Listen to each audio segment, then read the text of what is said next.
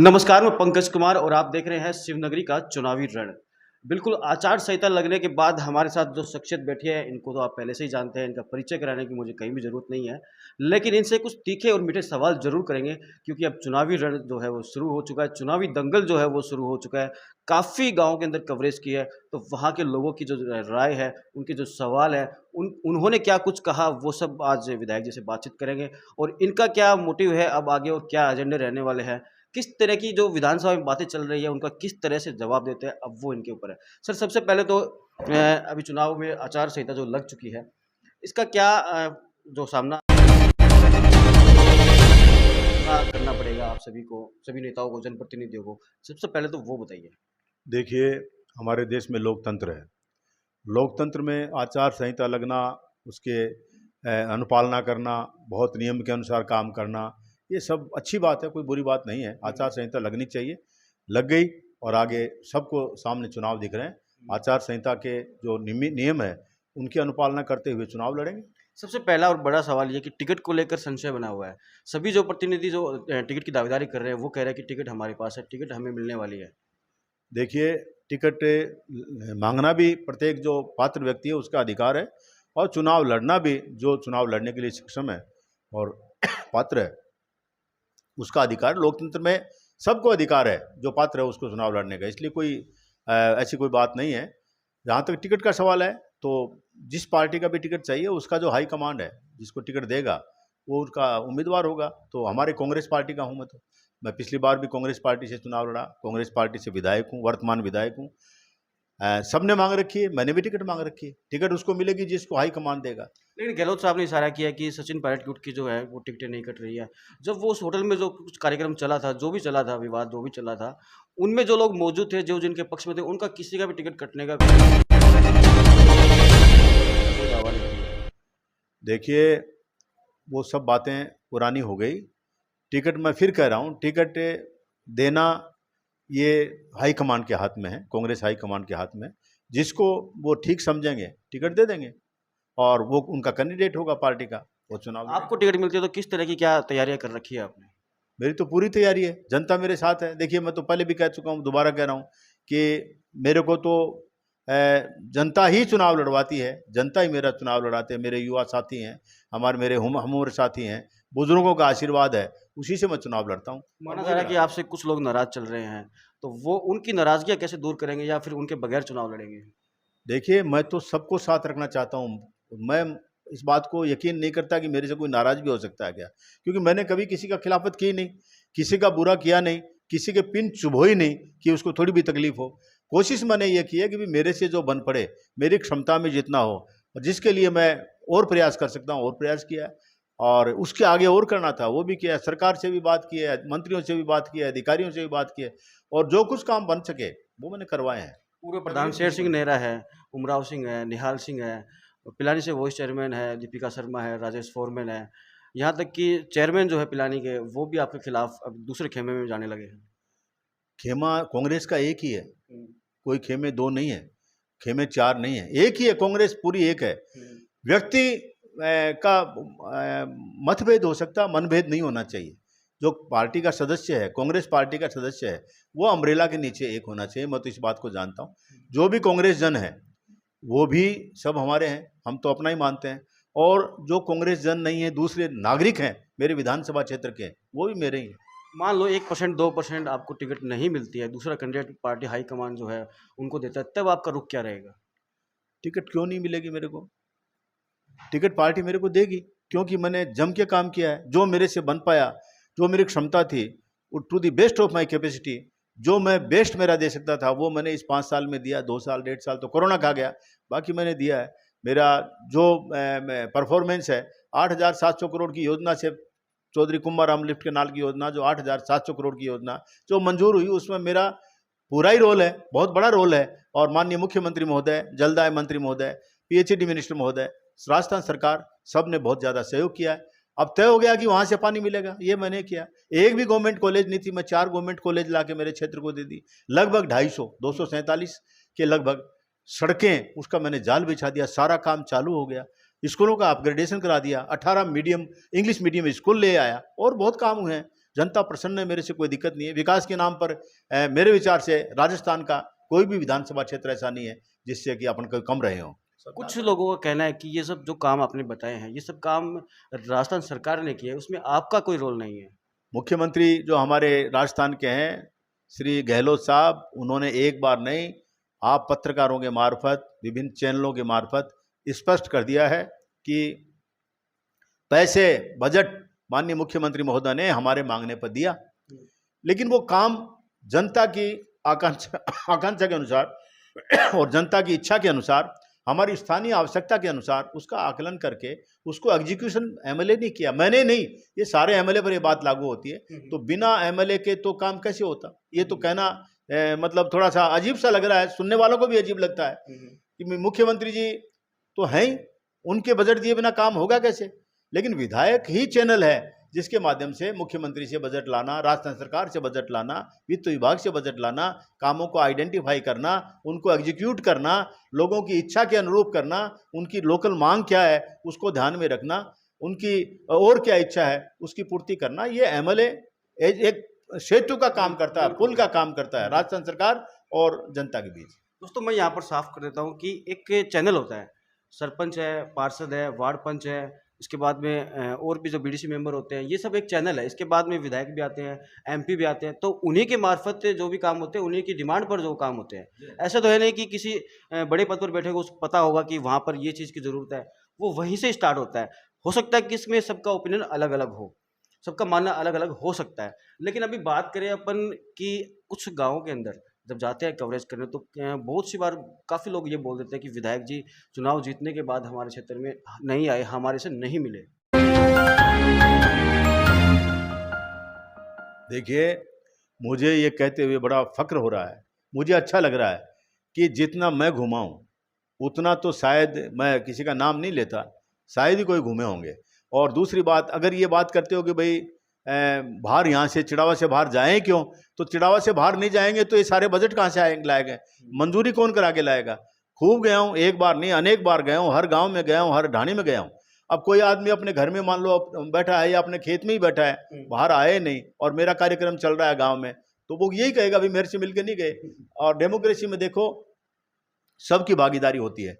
एक एक व्यक्ति, दो हमारा 2.5 लाख के करीब वोट है, 2,45,000 के करीब, हर व्यक्ति से हो सकता है कि एमएलए चाहे मैं हो चाहे कोई और हो वो नहीं मिल पाया हो, लेकिन हर गांव से, वहाँ के प्रतिनिधियों से, वहाँ के जो भी अवेलेबल उस समय लोग थे उनसे मैं मिला हूँ और मिलता रहूँगा। ये मेरा स्थानीय क्षेत्र है, मैं यहाँ का रहने वाला हूँ।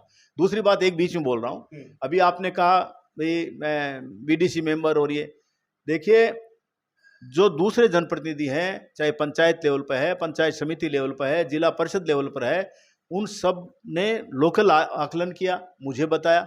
कुछ काम ऐसे हैं जो डायरेक्ट जनता ने मेरे को बताए और उसके आधार पर ही तो काम हुए हैं।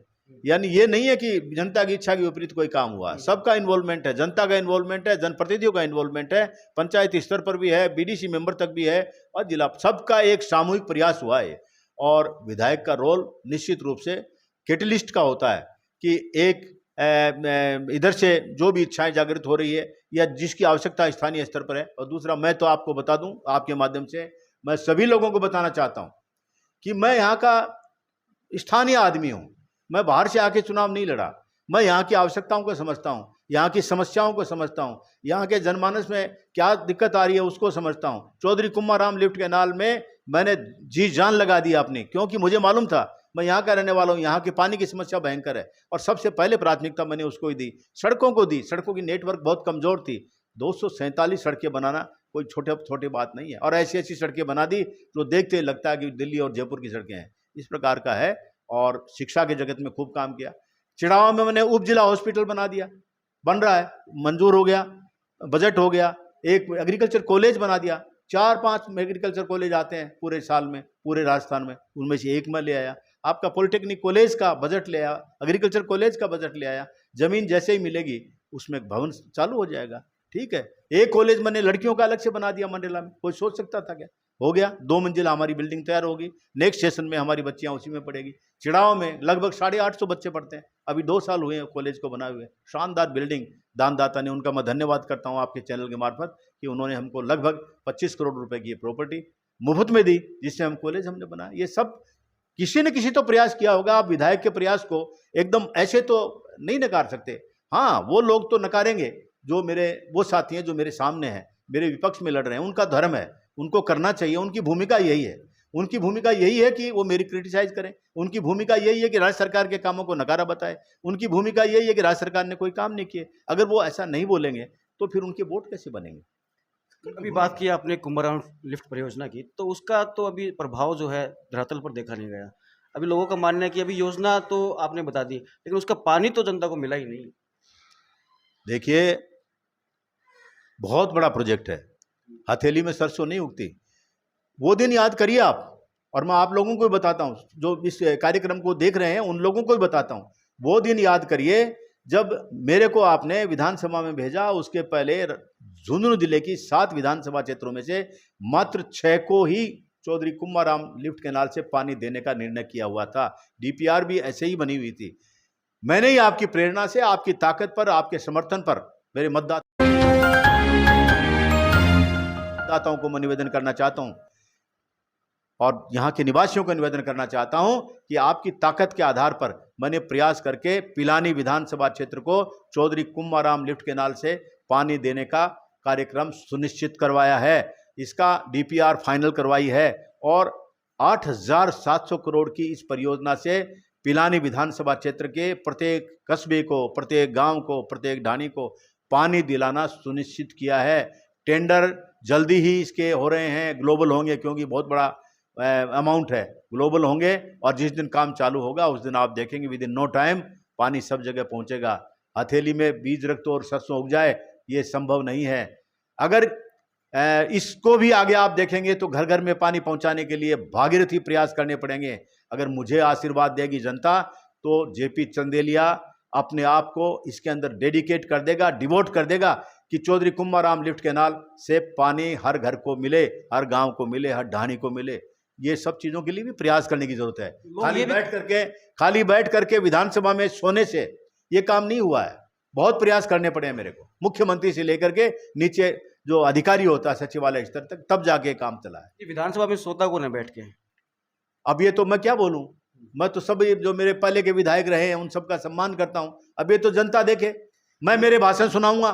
मैं अभी चुनाव का सीजन आ गया है, मेरे भाषण सुन लिए होंगे यहाँ के। मेरे सबसे बड़ी बात मेरे लिए खुशी की है कि मेरा विधानसभा क्षेत्र बड़ा पढ़े लिखे लोगों का है। अधिकतर लोग ऐसे हैं जो कम पढ़े लिखे हैं फिर भी टीवी देखते हैं, अखबार को भी देखते हैं। मेरे भाषण उन्होंने सुने होंगे। मैंने एक नहीं अनेक बार खूब हर सब्जेक्ट पर बोला हूँ। खेती के लिए बोला हूँ, किसान के लिए बोला हूँ, मजदूर के लिए बोला हूँ, पानी के लिए बोला हूँ, बिजली के लिए बोला हूँ, सड़क के लिए बोला हूँ, आम आदमी की आवश्यकता के लिए बोला हूँ। किसने बोला इतना? लोगों का कुछ तक यहाँ तक भी कहना है कि आज से पहले जो कार्यकाल रहे हैं उस कार्यकाल में ऐसे काम नहीं हुए।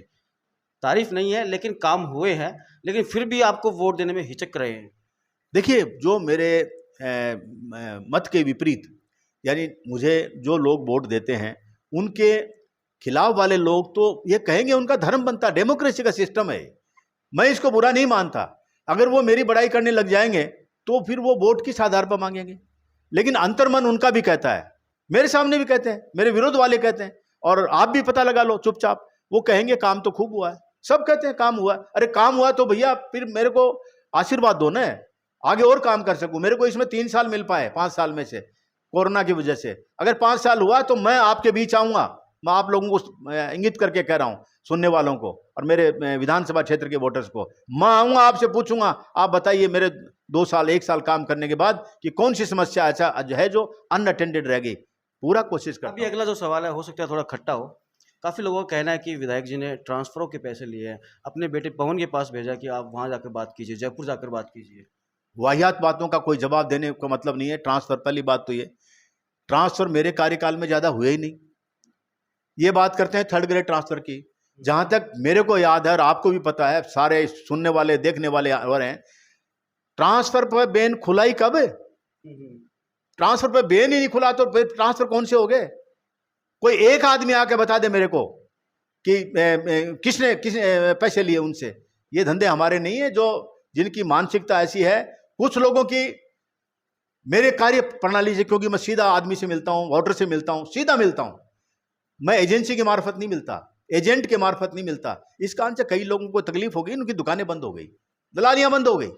इस कारण से लोग वाहियात बातें करते हैं। दूसरा, मैं आपके निवेदन से एक और कर रहा हूं, और ये बड़ा सटीक बात है मेरी, मैं सब लोगों को निवेदन करना चाहता हूं, डायरेक्ट निवेदन कर रहा हूं इस चैनल के मार्फत। स्पष्टीकरण देता है चोर, साहूकार को, अच्छे दिल के आदमी को, आप जैसे बढ़िया लोगों का प्रतिनिधित्व करने वाले लोग आदमी को, जो विधानसभा में आपके लिए जी जान लगा दी, धरती पर जी जान लगा दी, ग्राउंड पर काम किए, उस आदमी को इस तरह की गंदी बातों का स्पष्टीकरण देने की जरूरत नहीं है। जनता जवाब दे देगी। आ रहा है चुनाव सामने, आप देखेंगे परिणाम, 3 तारीख को परिणाम आएगा, पता लग जाएगा। मुझे कुछ व्यक्तियों ने ऐसा भी कहा, हालांकि चैनल पे भी आएगा जल्द ही, कि विधायक जी द्वारा जो काम करवाए गए हैं, अगर ऐसा विधायक दोबारा नहीं चुनेंगे तो पिलानी विधानसभा क्षेत्र के लिए ये दुर्भाग्यपूर्ण होगा। देखिए, मैं कोई अपनी बड़ाई करने या सुनने का कोई बहुत ज़्यादा मेरे को उससे फ़र्क नहीं पड़ता, लेकिन मैं इतना ज़रूर कहूँगा कि ये जो ताना बाना मैंने विधानसभा पिलानी में बुना है, रोड नेटवर्क का, एजुकेशन का, मेडिकल का, पानी का, ये ताना बाना, इसको पूरा फाइनलाइज कराने के लिए बिल्कुल भागीरथी प्रयासों की जरूरत है। दिन रात एक करने की जरूरत है। अपने आप को पूरी तरह से होमने की जरूरत है। वो जेपी चंदेलिया कर सकता है। कारण है उसका, मेरे पास काम यही है। जन सेवा में मैं आए सब कुछ करने के बाद हूं। मैं तो राज्य की सेवा से बाहर आते ही मैंने जन सेवा ऑप्ट की है। फाइनेंस कमीशन में रहा, फिर आपने हमको चुन लिया। विधानसभा में जो मेरी वफादारी मैंने निभाई है, आपसे कोई छिपी हुई है नहीं। ये जितने काम मैंने जो लिए हैं उनको पूरे करवाना, घर घर तक पानी पहुंचाना, ये काम, और जो अधूरा रह गया है, कई सारा काम 5 साल में 3 साल में नहीं हो सकता, फिर भी कई जगह गैप रह गए हैं। उन गैप्स को पूरा करने का काम जेपी चंदेलिया करेगा, ये आपसे वादा करता है। चुनाव का कैंपेन कब से शुरू करने वाले हैं और क्या मुद्दे लेकर जाएंगे जनता के बीच? मुद्दे तो जो ज्वलंत मुद्दे हैं, जो जनता के मुंह से निकल रहे हैं, वही मुद्दे हैं। लोकल आदमी हूँ, बाहर के आदमी को समझाना पड़ता है, बताना पड़ता है। मैं लोकल आदमी हूँ, मैं यहाँ की समस्याओं को समझता हूँ, जन जन की समस्याओं को समझता हूँ। मैं कहने की जरूरत नहीं है, क्योंकि मैं तो एक एक आदमी को, एक एक गांव को, एक एक ढाणी को जानने लग गया। मैं नाम से बोलता हूँ लोगों को, इसलिए उनकी समस्या को आइडेंटिफाई करने का मेरे को प्रॉब्लम नहीं है। वो जो बताते हैं वही समस्या मेरी है, मैं उनके लिए पूरी कोशिश करूँगा। पिलानी के ढंडार गांव में काफ़ी समस्या हो रही है पानी की। पीने का पानी उनको उपलब्ध नहीं हो पा रहा है, लगभग महीना भर हो गया उनको परेशान होते हुए। पशुओं के लिए पानी नहीं है। देखिए, ढंडार के लिए मैंने एक बार नहीं, कम से कम भी 8-7 बार AN PhD पिलानी को बुलाया। अभी 10 मिनट पहले जब अपन भगिनिया जोड़े में कोई उसमें गए थे, अभी AN को बुला के उससे पूछा, भाई क्या बात है, ये परेशानी क्या आ रही है? तो उसने बताया मेरे को, आप जाके उनसे वेरीफाई कर लेना। उन्होंने बताया कि साहब PhD के जितने भी वाटर रिसोर्सेज हैं वो तो काम कर रहे हैं, लेकिन जो पंचायत के माध्यम से जो जल स्रोत डेवलप किए गए थे वो नहीं है, वो नहीं है। तो काम तो पंचायत को करना चाहिए। अब ये उल्टा PhD पर डालना चाहते हैं। अब चूंकि आचार संहिता लगी हुई है, इसलिए मैं किसी प्रकार के कोई वादे और उस तरह की बात नहीं कर सकता, क्योंकि हम लोगों का आचरण है, बंधे हुए आचरण से। हम अपने ढंडार गांव को भी इस तरह प्यासा नहीं मरने देंगे। जो हमसे बनेगा, जनता चुनेगी, तो वहाँ के लिए पुख्ता व्यवस्था करेंगे। आज जो हादसा हुआ उसके अंदर प्रशासन की भी कहीं ना कहीं चूक थी, कोई पूर्ण व्यवस्था नहीं थी। व्यवस्थाओं का जो पहले से भी ऐसा ही घटना हो चुकी है, ऐसा हादसा हो चुका है, उसके बावजूद कोई अच्छी व्यवस्था नहीं की गई। देखिए, आपने भी घटनाक्रम देखा है, मैंने भी देखा है। मैं और आप दोनों साइट पर भी जाके आए हैं, मौके पे गए हैं। 2 बच्चे जिनकी डेथ हो गई, अपने परिवार के बिल्कुल दीपक थे जो बुझ गए। अब वो कैसे फिसले, कैसे तालाब में डूबे, वो तो एक जांच का विषय होगा। लेकिन मौके पर जो अधिकारी थे उनको मैंने निर्देशित कर दिया है कि पहले तो इसका पानी सारा खाली करवाओ, क्योंकि इसमें मिट्टी है, मूर्तियां पहले विसर्जित होती रही है, उस कारण से दलदल में भी फंस जाते हैं। और आगे के लिए कोई पुख्ता व्यवस्था करें, जब भी जल विसर्जन के लिए मूर्ति आए, चाहे वो कोई मौका हो, वहां पुलिस की व्यवस्था, प्रशासन की व्यवस्था माकूल होनी चाहिए। ये मैंने निर्देश दे दिए हैं।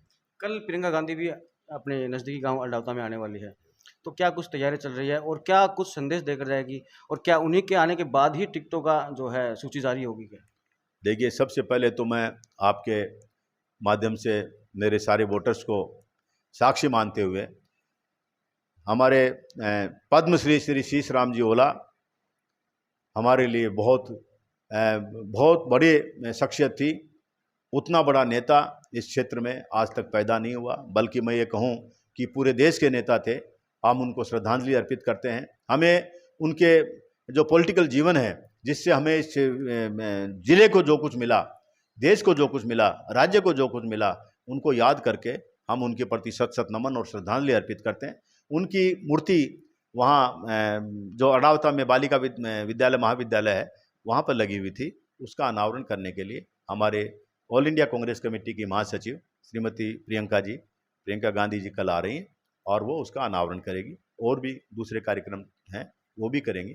और मुख्य कार्यक्रम यही है कि पद्मश्री श्री शीश राम जी ओला साहब की जो मूर्ति का अनावरण करेगी। उसके बाद एक सभा का भी आयोजन होगा और सभा में अपना कोई न कोई संदेश वो दे के जाएगी।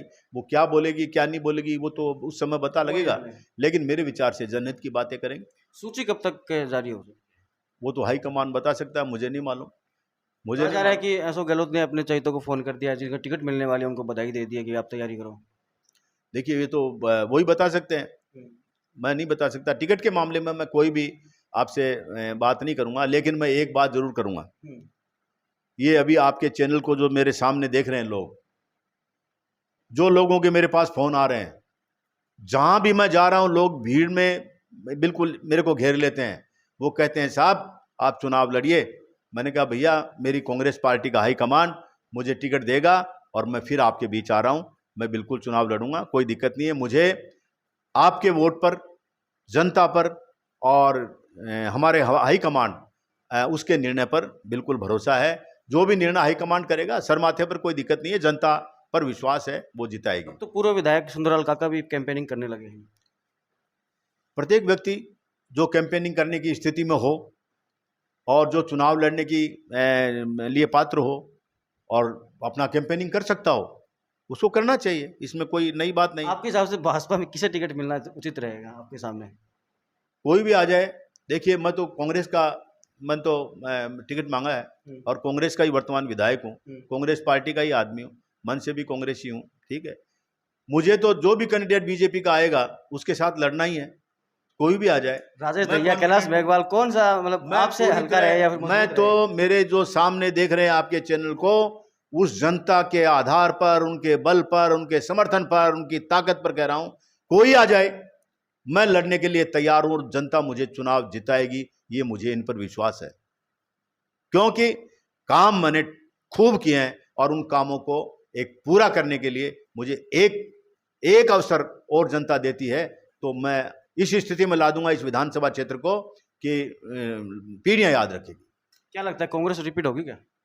कांग्रेस का ही राज आएगा, कांग्रेस का ही राज आएगा, कांग्रेस ही रिपीट होगी और यहाँ पे वापस कांग्रेस का राज आ रहा है, इसमें कोई शक नहीं। कोई शक नहीं है। तो अभी क्या तैयारी चल रही है, गुप्त में क्या तैयारी चल रही है, किस तरह से जनता को आप फिर से अपने पक्ष में वोट डलवाने की कोशिश करेंगे? मैं तो काम के आधार पर आ रहा हूँ। एक तो मैं स्थानीय हूँ, मैं बाहर का नहीं हूँ, इन्हीं का यहाँ का जाया जन्मा हूँ, यहीं पढ़ा हूँ, यहीं लिखा हूँ, इन्हीं गलियों में खेला हूँ, यहीं बड़ा हुआ हूँ। और अगर मैं ब्यूरोक्रेसी में भी था तो उस समय भी मैंने अपने गांव से, अपने स्थान से, अपने इस क्षेत्र से, अपने ज़िले से मोहब्बत रखी है, प्यार रखा है और लगाव रखा है। मैं उन ब्यूरोक्रेट्स में नहीं रहा हूँ जो कि ब्यूरोक्रेसी में रहते हुए किसी से यूँ बात नहीं करते, वो नहीं। मैं तो बराबर मैंने लगाव रखा और वही लगाव है जो जनता ने मेरे को यहाँ चुना। अदरवाइज मेरा तो कोई राजनीति में आने का बनता नहीं था।